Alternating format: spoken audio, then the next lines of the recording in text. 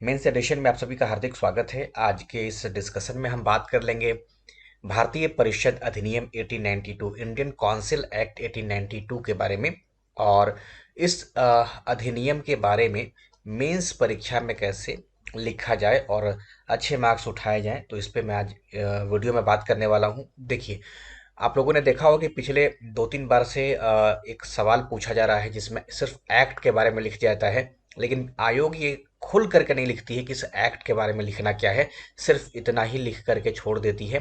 तो इसी पर मैं बात करूंगा कि अगर ऐसा 17वीं बीपीएससी में आ जाए, तो एक तो 1892 का पूछ लिया गया है, इससे पहले भी एक एक्ट पूछा गया था, इससे पहले वाला ही पूछा गया था, शायद 1861 का ही पूछा गया था। तो इस बार 17वीं बीपीएससी मेंस परीक्षा में पूछे जाने की संभावना हो जाएगी 1909 का भारत सरकार अधिनियम, 1919 का और 1935 का एक्ट। इन तीनों एक्ट के बारे में इस बार आप लोग अच्छे से तैयार कर लीजिएगा, क्योंकि शॉर्ट सवाल पूछे जा रहे हैं। तो आपको एक पेज एक पेज एक पेज टोटल 3 पेज में तीनों के आंसर तैयार करके रखना है। ध्यान रखिएगा, शॉर्ट आंसर आपको 5 से 6 मिनट में लिख लेना है, और इसके लिए जो अप्रोप्रिएट वर्ड है वो है 80 से 90 शब्द। इतने में आपको कर लेना है, नहीं तो फिर आपका जो टाइम है वो कम हो जाएगा अगले प्रश्न के लिए। तो भारतीय परिषद अधिनियम के बारे में बात कर लेते हैं। जब भी कोई ऐसा एक्ट पूछा जाए, चाहे 1861 ही पूछ लिया जाए, या 1909 हो, 1919 हो, या 1935 हो, इस एक्ट को लाने के पीछे कुछ पृष्ठभूमियां रही थी। जैसे क्या बैकग्राउंड रहा है, आप इसके बारे में जरूर लिखेंगे। इस एक्ट में प्रोविजन क्या थे, क्या प्रावधान किया गया था, इसके बारे में आपको लिखना है। और इसका क्या प्रभाव पड़ा, यानी कि इसके सकारात्मक पहलू क्या हुए, प्रभाव क्या पड़ा, और कुछ हो सकता है नकारात्मक भी रहे, तो प्रभाव के बारे में आपको लिखना है। पृष्ठभूमि, प्रावधान और प्रभाव, इन 3 बातों को हर एक्ट में आप लोग याद लिखने की कोशिश कीजिएगा। अब जैसे मान लिया जाए कि होम रूल ही पूछ दे, होम रूल, अब आपको कुछ समझ में नहीं आएगा, तो इन तीनों कीवर्ड को याद रखेंगे। होम रूल की पृष्ठभूमि क्या रही है, इसमें कुछ जो कुछ घटनाएं घटित होंगी आप उसको लिख दीजिएगा, और इसका क्या इम्पैक्ट पड़ा, है ना। तो इस बारे में आप लिखिएगा। जैसे सविनय अवज्ञा आंदोलन हो गया, है ना, आप बैकग्राउंड बता दीजिए, उस एक्ट में उस आंदोलन में किया क्या गया और उसका प्रभाव क्या हुआ। तो इसको आप अच्छे से लिख सकते हैं। एक दिन मैं बताऊंगा आपको कि इन सबको कैसे डिसाइड किया जाता है, मैं बताऊंगा इस पे क्लियर। लेकिन फिलहाल भारत परिषद अधिनियम पे ध्यान रखेंगे आप लोग। पृष्ठभूमि, प्रावधान और प्रभाव, इन 3 बातों को जरूर लिखिएगा, और इतने में ही आपका 90 वर्ड हो जाएगा। और आंसर लिख करके आप प्राइवेट टेलीग्राम ग्रुप में डाल दीजिएगा, और ये सामूहिक टेलीग्राम है, आप इसमें भी जुड़ जाइएगा। आप लोग डिस्क्रिप्शन बॉक्स में या कमेंट बॉक्स में इसका लिंक आपको मिल जाएगा।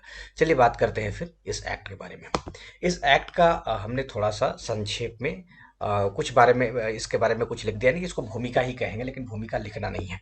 तो भारतीय परिषद अधिनियम 1892 ब्रिटिश शासन के दौरान भारत में संवैधानिक सुधारों की दिशा में एक महत्वपूर्ण कदम था। इस अधिनियम का उद्देश्य भारतीयों के बढ़ते असंतोष को शांत करना और प्रशासन में उनकी भागीदारी को सीमित रूप से बढ़ाना था।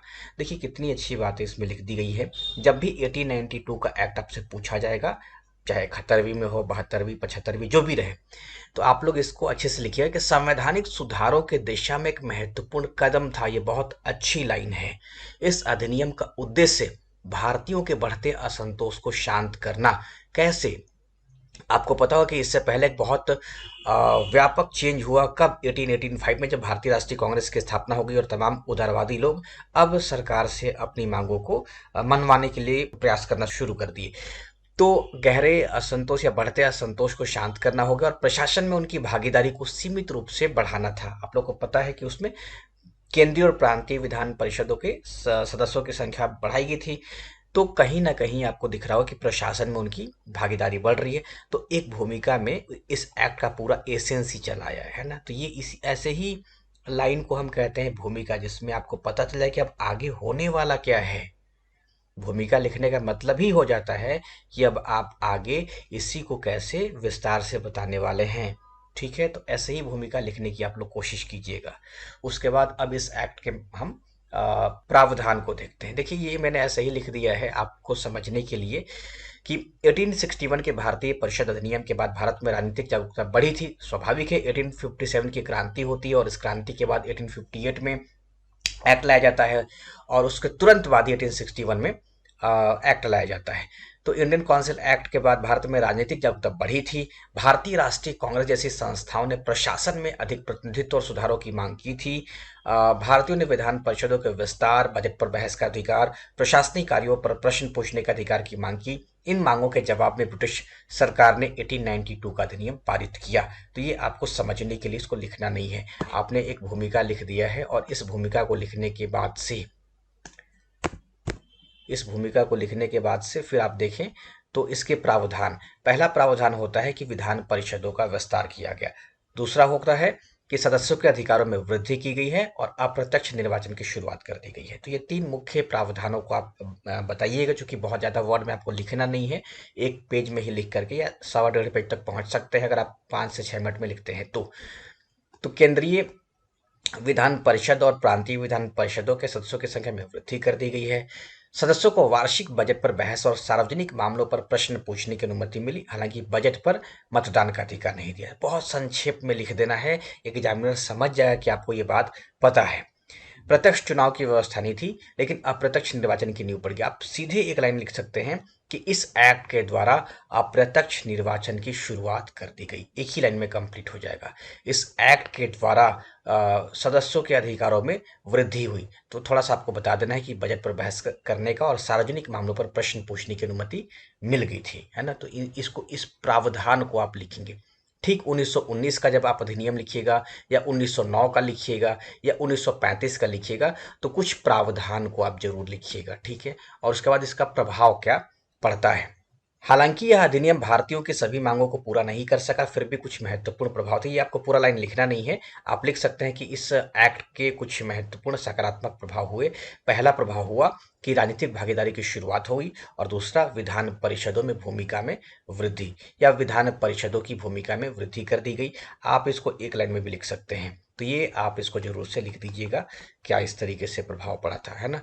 और उसके बाद अगर हम देखें तो निष्कर्ष लिख देते हैं, इस एक्ट ने भारतीय प्रशासन में कुछ सुधार किए, लेकिन यह भारतीय जनभावनाओं और अपेक्षाओं को पूर्णतः संतुष्ट नहीं कर सका। फिर भी इसने भविष्य के संवैधानिक सुधारों के लिए एक नींव स्थापित की और भारतीय स्वतंत्रता संग्राम में एक महत्वपूर्ण भूमिका निभाई। तो इस तरीके से इसका हम लोग समापन भी कर देंगे। तो कुल मिलाकर के हम देखें तो इसमें क्या एसेंस निकल करके आया है। पहला ये हो गया कि आप इसकी भूमिका संक्षेप में लिखें। उसके बाद जब भी आप इसका विस्तार देंगे तो इसका क्या हो गया, भूमिका में ही आप बता सकते हैं पृष्ठभूमि के बारे में, है ना। उसके बाद इसके विस्तार में आपने देखा कि प्रावधानों के बारे में लिखा, प्रावधान, और उसके बाद आपने इसका प्रभाव बताया, है ना। फिर एक छोटा सा निष्कर्ष डाल दिया है, ठीक है। तो प्रावधान में 3 प्रावधान मैंने बताया आपको, और प्रभाव में इसका 2 प्रभाव आपका पड़ गया, है ना। तो इसको एक फॉर्मेट भी तैयार करके रखेंगे ताकि वही की पॉइंट आपको याद रहे। कीवर्ड अगर आपको याद रहता है तो फिर आप इसका एनालिसिस आराम से कर सकते हैं एग्जामिनेशन में। तो इस भूमिका को आप छोटा भी कर सकते हैं, जरूरी नहीं कितना बड़ा करें। तो 1861 के भारतीय परिषद अधिनियम का ये भूमिका रहा। उसके बाद अगर देखें तो हमने इसके बारे में बताया, इसका क्या प्रावधान रहा है ना। 3 प्रावधान को याद रखेंगे, और इसके बाद देखें तो इसका 2 प्रभाव हमने बता दिया, और फिर हमने छोटा सा कंक्लूजन दे दिया। अब आपका दायित्व है कि आप प्राइवेट ग्रुप में 1909 के एक्ट को, 1935 और 1919 के एक्ट को, इन तीनों एक्ट को एक एक पन्ने में 3 पेज में आप तीनों एक्ट को लिख करके पोस्ट कीजिए। मैं कल तक उसको चेक कर दूंगा, ठीक है। और आप सभी लोग टेलीग्राम ग्रुप को ज्वाइन भी कर लेंगे। जो नए मेंबर्स हैं, डिस्क्रिप्शन बॉक्स और कमेंट बॉक्स में इसका लिंक मिल जाएगा, या फिर आप टेलीग्राम में @current affairs_001 करके भी शामिल हो सकते हैं। थैंक यू आप सभी लोगों का।